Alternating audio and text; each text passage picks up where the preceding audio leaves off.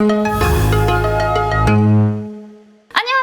덕현입니다. 금덕후의 아주 소중한 구독자분이 댓글을 달아주셨습니다. 제가 또 그냥 넘어갈 수 없죠. 두근두근. 문의 주신 내용은 전세자금 대출 받는 방법에 대해서 댓글을 남겨주셨는데요. 댓글 정말 감사합니다. 바로 시작하겠습니다.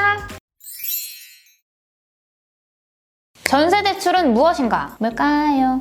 우리가 월세든 전세든 세를 들어서 살기 위해서는 보증금이라는 게 필요해요. 전세에 들어가 살기 위해서는 전세금이 있어야 되는데 전세금이 몇 천만 원부터 몇 억까지 이 집집마다 금액이 다 다르긴 하지만 월세로 집을 구할 때 보증금이랑은 차원이 다른 금액이 필요합니다. 그렇기 때문에 전세 자금이 부족한 분들이 은행에 가셔서 전세 대출을 받아가지고 전세로 들어가는 거죠. 입주. 가만 생각해보면 차 살 때는 차를 담보로 대출이 나오고 집을 살 때는 집 담보로 대출이 나오는데 전세자금 대출은 뭘 보고? 전세자금이 몇백, 몇천 단위가 아니고 보통 억 단위가 필요한데 대체 뭘 믿고 대출을 해주는 걸까요? 전세 대출도 담보 대출이에요. 바로 보증서 대출입니다. 전세 대출에는 고객과 은행만 존재하는 게 아니고 이 고객과 은행 사이에 보증기관이 따로 존재합니다. 보증기관에서 대출이 가능한 고객이라고 보증을 해주면 은행에서 각 은행 기준에 맞게 심사를 다시 하는 거예요. 심사가 원활하게 이루어지면 대출이 끝나는 겁니다. 보증기관은 한 곳만 있는 게 아니고 주택도시보증공사, 한국주택금융공사, 서울보증보험이 제일 대표적이에요. 그렇다면 어느 은행에서 어떤 상품으로 전세 대출을 받아야 하는 걸까요? 기금재원 대출과 은행재원 대출이 있는데요. 기금대출은 정부에서 서민의 주거 안정을 위해서 마련된 거예요. 보증 기간마다 몇 가지 상품이 있는데 신혼부부 전용이나 청년 전용 상품이 있고 아마 버팀목 전세자금 대출이라고 제일 많이 들어보셨을 것 같아요. 버팀목 전세자금 대출은 특정 은행의 상품이 아니고 보증기관 상품이에요. 기금재원 대출이지만 시중은행에서 취급을 합니다. 항상 말씀드리지만 정책자금 받을 수 있으시면 정책자금 받는 게 제일 좋아요. 조건이 너무 까다로워서 아무나 해주는 게 아니지만 금리가 싸니까요. 아쉽게도 기금대출에 해당이 안 되시는 분들은 각 은행의 전세자금 상품인 은행재원대출을 받으시면 됩니다. 자, 이제 전세대출이 뭔지 알았으니 어떻게 받는 건지도 알려드릴게요. 물 한번 먹고. 제일 먼저 해봐야 할 게 뭐냐면 내가 전세 얼마짜리의 집까지 갈 수 있는지를 알아보는 거예요. 내가 가진 자금이 얼마인지를 파악하고 전세자금 대출이 최대 얼마까지 나오는지 확인해보는 거죠. 전세자금 대출이 80% 나온다고 가정했을 때를 생각해보자고요. 예를 들어서 내가 가진 돈이 5천만 원인데 은행에서 대출이 80% 나온다고 하면 전세가 2억 5천만 원짜리까지의 집을 알아볼 수 있는 거죠. 대출이 만약의 상황에 80%가 안 나올 수도 있으니까 1억 후반대에서 최대 2억 5천만 원짜리의 집까지 골라보는 게 좋겠죠? 지금 집 뭐예요? 월세. 왜 그런 거 물어봐요?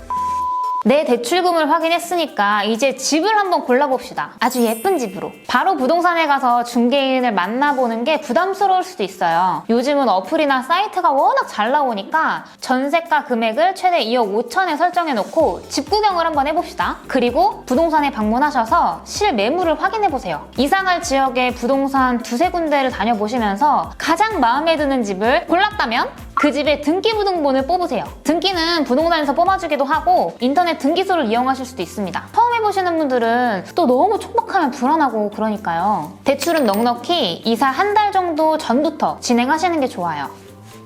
이제 출력한 등기부등본이랑 내 신분증, 재직이나 소득을 증빙할 수 있는 서류를 가지고 은행으로 갑시다. 준비한 서류를 은행 직원분께 드리고 내가 가진 자산은 이 정도이며 이 집으로 전세가 가고 싶은데 금액이 이 정도 부족합니다. 대출이 가능할까요? 하고 상담을 받아보시면 됩니다. 은행별 전세자금 대출 신청 자격 조건이 나와 있어요. 공통적인 내용이 주택임대차 계약을 체결한 현 세대주라는 부분인데요. 이 성인이어야 하고 세대주여야 하며 주택임대차 계약을 체결한 후에 전세자금 대출을 받을 수 있다는 내용이죠. 집을 계약하기도 전인데 왜 덕현이는 은행에 가서 먼저 상담을 받아보라고 했을까요? 그렇게 3인칭 쓸 거예요? 귀엽지 않아?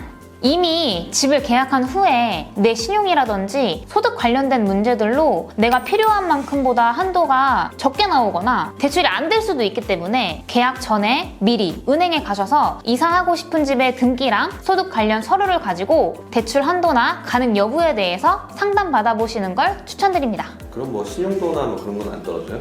열람할 때요? 요즘에는 떨어지지 않아요. 그런데 뭐 어쩔 수 없는 그런 상황들이 있을 수는 있잖아요. 계약을 당장 빨리 해야 되는 상황이었다든지 은행을 2번, 3번 방문할 시간이 없으신 분들은 계약을 먼저 다 하고 나서 은행을 방문하시는 경우도 있기는 합니다. 괜찮아요. 혹시나 하는 상황 때문에 사전 상담을 권해드린 거지 사전 상담을 안 하고는 대출 진행이 안 되는 건 아니니까 필수는 아닙니다. 은행에서 상담이 끝나시면 이제 계약을 하시면 되는데 계약 당일에 뽑은 등기부 등본을 꼭 확인하시고 등기부 등본상의 소유자랑 집주인의 신분증이랑 계약서상의 임대인이 모두 같은 사람인지를 꼭 확인하시고 계약을 하시면 됩니다. 계약이 끝났다면 마지막에 완전 중요한 일이 하나 더 남았어요. 계약 후에 동네 주민센터에 가셔서 확정일자를 꼭 받아야 합니다. 확정일자라는 거는 내가 이 주택과 계약을 끝냈다라는 것을 공식적으로 기록에 남기는 일이에요. 확정일자를 받아야만 전세대출도 가능하고 나중에 내 전세 보증금을 보호할 수 있습니다.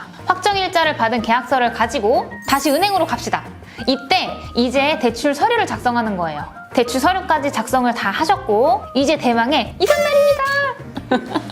전세대출은 이삿날 실행이 됩니다. 내 통장으로 들어오는 게 아니고 바로 집주인 통장으로 입금이 됩니다. 은행이 집주인한테 준 돈을 제외하고 나머지 자금은 내가 집주인한테 입금해주면 되는 거예요. 이사를 다 하고 나서 전입신고를 하셔야 합니다. 해야 할 일이 참 많네요. 전입신고 후에 주민등록 등본을 은행에 제출하면 복잡하고 힘들었던 전세대출 완전히 끝! 고생하셨습니다.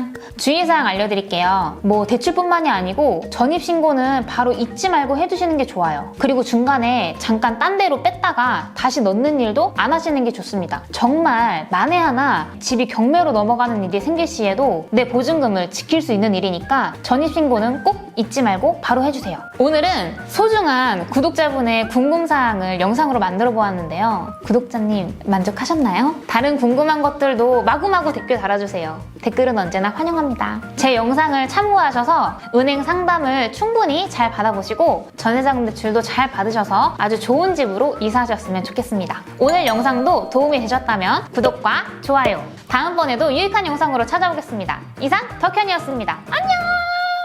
기금재원 대출이 안 됐는데 좀 더 잘 받으려고 하면 내가 준비해야 되는 게 뭐야? 두둑한 자산.